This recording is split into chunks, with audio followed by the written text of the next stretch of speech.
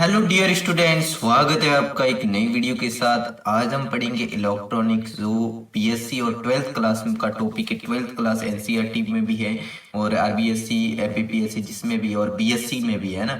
तो देखिए क्वेश्चन है, पूर्ण तरंग दिष्टकारी का परिपथ चित्र बनाकर उसकी कार्य विधि को आवश्यक निवेशी व निर्गत तरंग चित्रों की सहायता से समझाइए और उर्मी का गुणक निकालना है और दक्षता का व्यंजक भी हमें व्युत्क्रम करना है, यानी व्युत्पन्न करना है, डेरिवेशन करना है ना।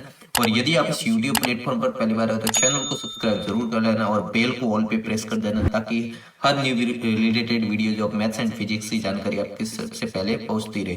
तो देखिए हमारा जो भी दिया गया क्वेश्चन है उसमें पूर्णतरंग दिष्टकारी की बात की है। तो पूर्णतरंग दिष्टकारी में निवेशी प्रत्यावर्ती बोलता के दोनों अर्धतरंग भागों का उपयोग किया जाता है। तो आपको पता ही होगा, जब हम इनपुट डालते हैं तो उसके दोनों अर्ध तरंगों भागों का उपयोग किया जाता है, क्योंकि जो आउटपुट होता है वो दोनों तरंगों का होता है ना। यानी पूर्ण रूप से होता है, यानी कि जो भी नीचे वाली तरंग होती है वो भी कटती नहीं है। वो आगे मैं समझाऊंगा कैसे। देखिए जिससे उसकी दक्षता क्या होती है, बढ़ती है, एफिशिएंसी बढ़ती है ना। तो देखिए यहाँ पर जैसे ये मैंने चित्र बनाया, ये आपको क्वेश्चन आए एग्जाम में तो यही बनाना है।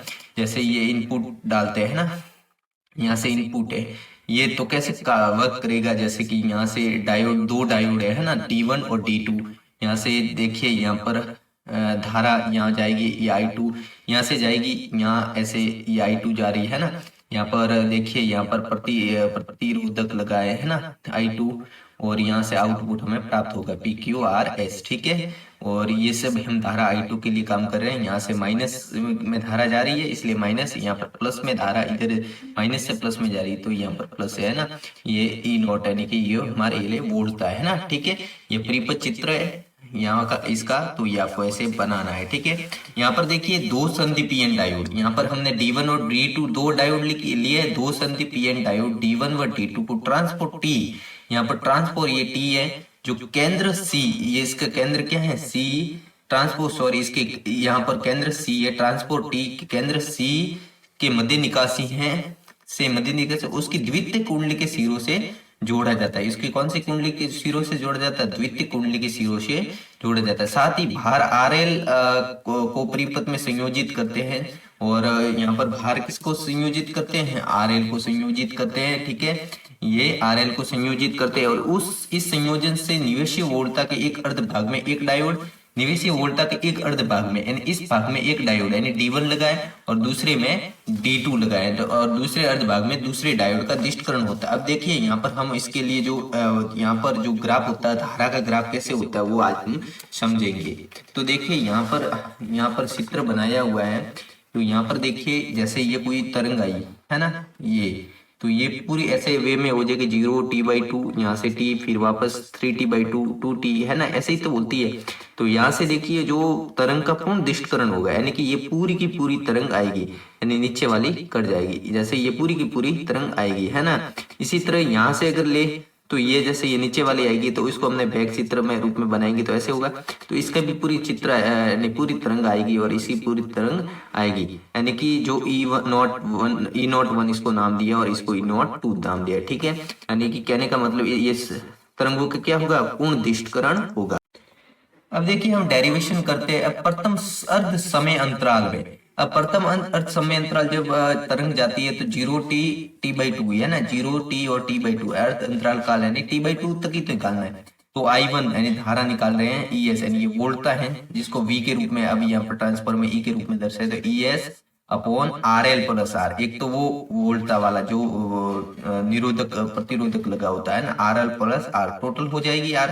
तो इस प्रकार ये हो जाएगी। अब ES को हम क्या लिख सकते हैं, E0 sin ओमेगा t लिख सकते हैं ना। ES इज इक्वल टू क्या लिख सकते हैं डेरिवेशन में, E0 sin ओमेगा t। तो हमने लिखा ES की जगह E0 sin omega t R plus RL। अब देखिए ये कहने का मतलब ये R ही है ना, R प्लस RL तो एक खाली वो इसे ट्रांजिस्टर, हाँ ट्रांजिस्टर पीएन ट्रांजिस्टर के लिए है। तो R प्लस RL, और इसको हम क्या लिख सकते हैं, यानी कि E है जो आपके समझने के लिए E क्या है, V है ना। तो V अपॉन R क्या होता है, I होता है। तो E upon R plus RL यानी E अपॉन R क्या हो जाएगा, I हो जाएगा। तो I0 sin ओमेगा t, इसको हमने इक्वेशन नंबर फर्स्ट समीकरण नंबर 2 दे दिया। जब प्रथम समय अंतराल में ये होगी तो सेकंड समय अंतराल में तो 0 हो जाएगी। इसी प्रकार अब द्वितीय अर्थ समय अंतराल में निकालते हैं, ठीक है। द्वितीय अर्थ समय अंतराल में क्या हो जाएगी, t/2 से अब हमें क्या लेना है, t से और t। अब इसके लिए I1 क्या हो जाएगी, 0 हो जाएगी। अब I2 निकालते हैं, I2 क्या हो जाएगी, पहली बात तो ये माइनस में हो जाएगी क्योंकि ग्राफ नीचे की तरफ है, तो minus E0 sin omega t upon r plus RL। अब वो की वो बात है, इसके लिए क्या आ जाएगा, I0 sin ओमेगा t, तो इसके लिए minus I0 sin omega t। इसको हमने इक्वेशन नंबर 2 समीकरण नंबर 2 दे दिया। अब हमें निकालना वोल्टा व धारा का औसत मान। तो वोल्टा व धारा का औसत मान क्या हो जाएगा, IDC is equal to, formula लगाना है 1/t, क्या हो जाएगा 0 से t IDT, यानी औसत मान है t, ये तो भाग देंगे और IDT, ठीक है। तो कितने समय अंतराल में कितनी धारा है, ठीक है, इसका क्या करेंगे, इंटीग्रेशन करेंगे।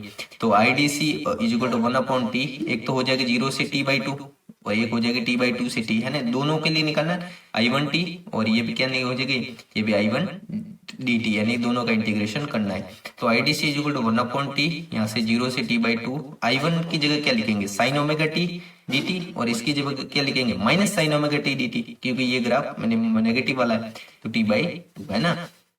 यहाँ से देखिए इसका इंटीग्रेशन करना है, ठीक है। इंटीग्रेशन करने के लिए सीधी सी बात है, हम डेरिवेशन को ये तो आपको पता ही है, डेरिवेशन याद करते हैं तो सब यहाँ पर सीधा इसका इंटीग्रेशन आपको समझ आ जाता है। साइन ओमेगा टी क्या हो जाएगा, cos omega T upon omega.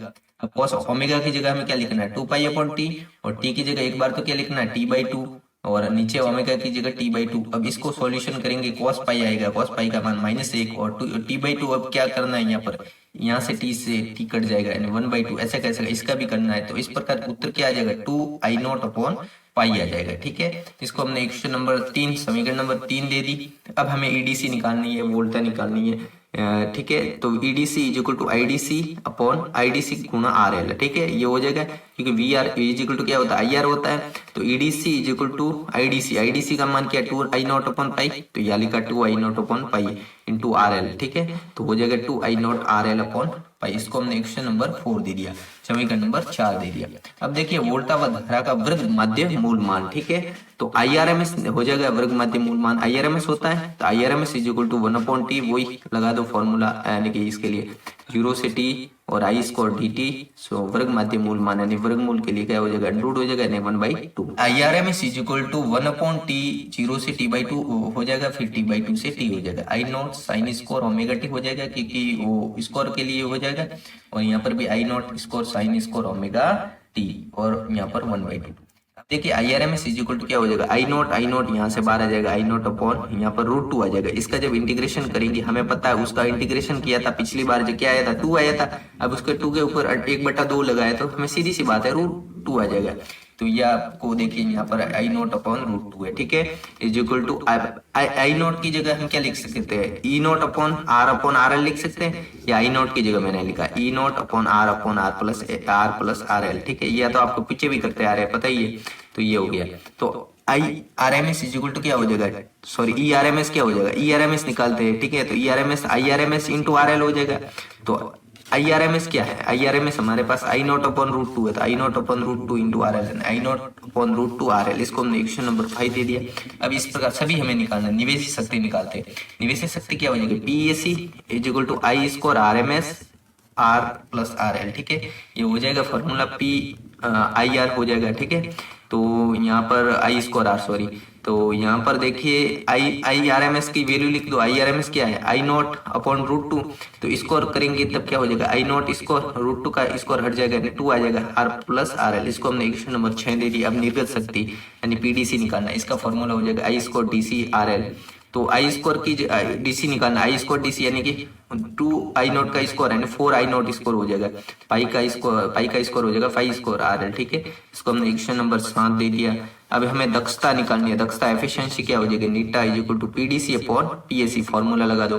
PDC का मान क्या, 4, ये यहाँ से 4I0 square RL upon 5 square, यहाँ से हमें PAC का मान लिखना है, यानी PAC का मान लिख दो 2, यानी उल्टा हो जाएगा, ये ऊपर चला जाएगा 2, ये 2 ऊपर चला जाएगा, तो 2 upon I0 square R plus RL, है ना।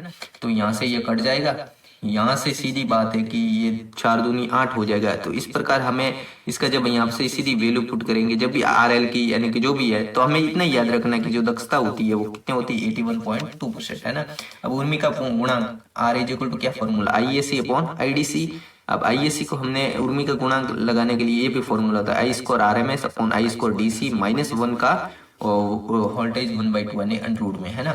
तो I R M S upon I D C, अब ये फॉर्मूला लगाते हैं, ठीक है। तो आई आर एम एस की जगह हमने लिखना है I naught upon √2, I naught upon √2, I R M S की सॉरी आई ए सी की जगह आई ए सी का मान लिखा और आई डी सी का भी हमने मान लिखा। अब यहाँ से सीधी सी बात है, यहाँ से आई नॉट कट जाएगा, यानी पाई अपॉन क्या हो जाएगा 2√2।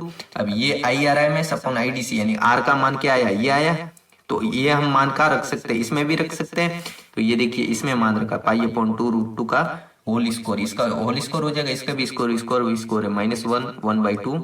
यहाँ से इसका स्कोर कर दो, पाई स्कोर हो जाएगा। अब 2√2 का क्या हो जाएगा, 2 दूनी 4, 4 और दूनी 8 हो जाएगा -1। अब इसमें से जब यहाँ से सॉल्यूशन करेंगे पाई का मान लिख के तो 0.482 आ जाएगा, यानी कि यहाँ से क्या हो जाएगा 48.2%। इस प्रकार ये मेरे इलेक्ट्रॉनिक्स का टॉपिक पूर्ण हो गया, पूर्ण तरंग टेस्ट कार्य का। Thanks for watching the video. मिलते हैं नए वीडियोस के साथ, तब तक लेते हैं चैनल को सब्सक्राइब जरूर कर लेना, वीडियो को ज्यादा से ज्यादा अपने साथियों के साथ शेयर कीजिए।